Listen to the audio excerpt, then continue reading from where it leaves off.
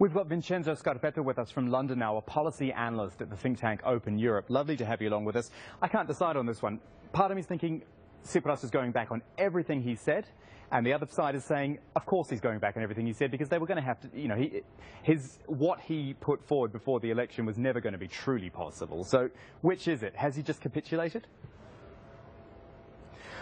Well, I think it was clear since the very beginning of these negotiations that the positions were so distant that in order for a deal to be struck, one of the two sides had to take significant step back from its initial negotiating position. And my impression is that the Greek government is the one who has taken these big steps back. Because if we look at the agreement, it's not just that the Greek government has agreed to complete the current bailout, something that Tsipras had said it would not do, but it's also that the Greek government has committed not to take any unilateral actions and not to roll back any of the reforms passed by the previous government. So given this premise, it seems to me that it will be quite hard for Tsipras to keep many of its election pledges. So should the supporters of the Syriza party feel aggrieved by this? Should they think, hey, you told us you weren't going to do this, and now within a week or so you have, basically? Should they feel rightly aggrieved, or again, do we have to be realistic about this?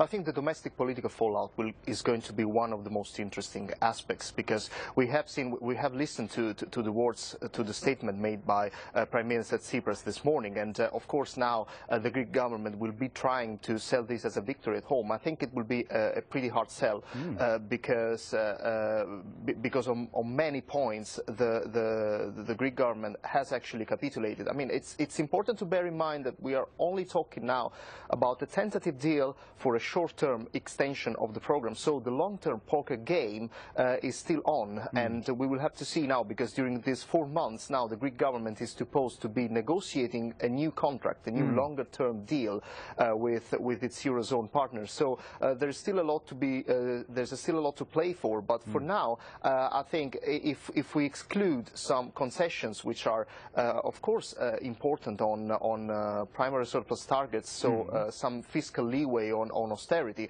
I think on the issue of reforms, pretty much the new Greek government has been forced to stick to the commitments made by its predecessor. Okay, so what does it do? You talked about the next 4 months. Before that, what does it do in the next 3 days? It's got a deadline for Monday to show us how, or show the Troika, how it can reform the economy. Tell us what you think the most important thing is to do, or the most crucial thing. Well, I think the Greek government has been adamant that one of its first targets will be to take out tax evasion, step up the fight against corruption, and I think this side of the reform agenda is the least controversial, because of course this type of effort will be welcomed by Greece's Eurozone partners. I think the most controversial and the sticking points in this reform agenda will obviously be further labour market reform and potential pensions reform, product markets, labour market, as I said. So it will be interesting to see what the new Greek government comes up with. I think Greek Finance Minister Varoufakis said now the Greek government is starting to become co-author of its destiny and of the reforms it wants to implement. First of all, we will have to see if co-author is good enough for people who voted for Syriza, and second, we will have to see